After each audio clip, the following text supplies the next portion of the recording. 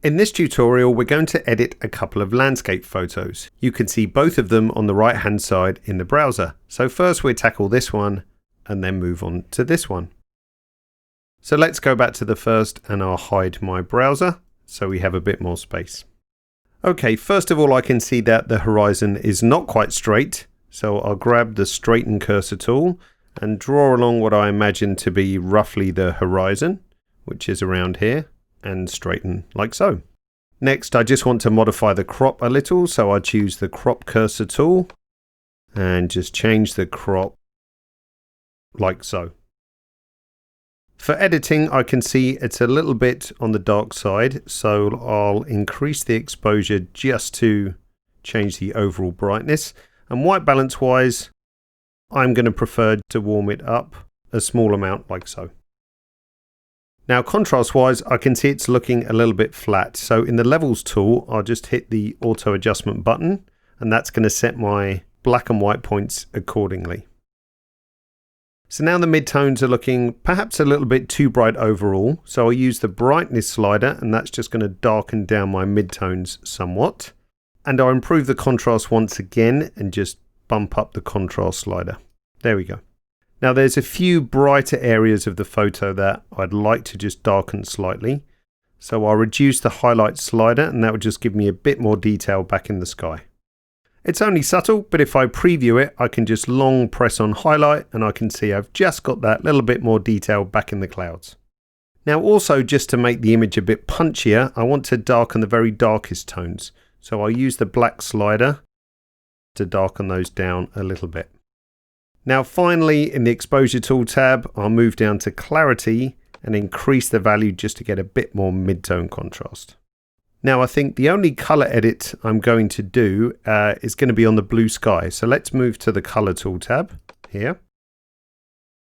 And I'll use the direct color editor. So that's this cursor tool down here. So if I want to darken the blue sky a little bit, all I need to do is click on an area of blue, hold my Alt key down and drag downwards, and that's going to reduce the lightness on those color tones. So that completes that first edit. This is how it looked when it came out of camera. And now how it looks with the few simple edits that we did. Okay, let's have a look at the second landscape photo. So first of all, this looks pretty straight, so we don't have to straighten as before, but I'll hit C on my keyboard to get the crop tool. And I'm just going to change the crop slightly like so. Now this photo is a little challenging as it has quite a wide dynamic range. So there's some very deep shadow areas in the front and some brightness towards the back of the photos. So let's see how we can deal with that. First of all, again, I feel the white balance could do with warming up a little. So I just increase my Kelvin slider, not by much, just to around there. Once again, I'll choose auto adjust on the levels and that's going to set our shadow and highlight points. Overall, the exposure looks pretty good, but it could do with a bit more contrast. So let's increase that.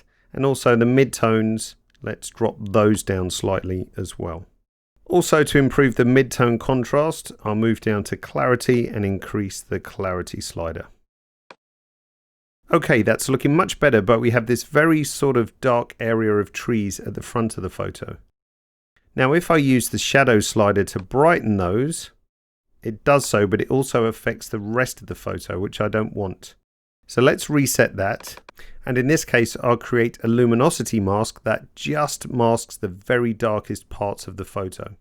So to begin, in the layers tool, I'm going to create a new filled layer. So this will mask the whole photo. So if I press M on my keyboard, we can see the mask that has been created. So now we're going to use the Luma Range tool to restrict that mask to the shadow areas.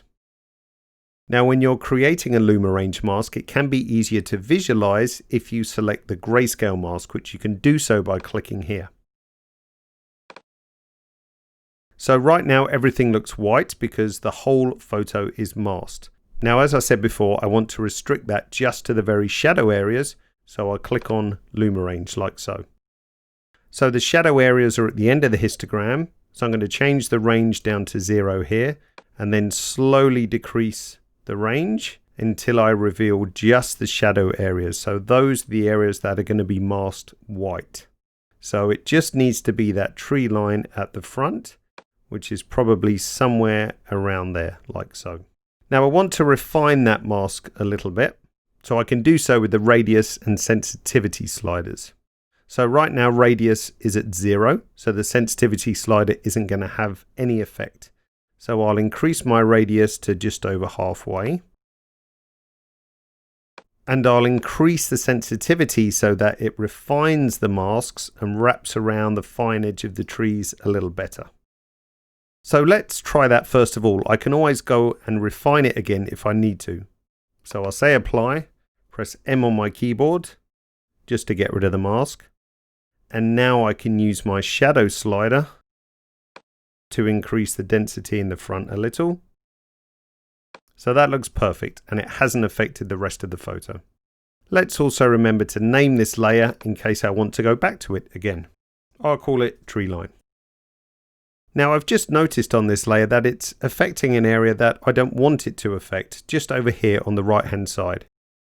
So that's really easy to correct. I just grab my erase cursor tool, move over to this area and just erase this section of the mask like so.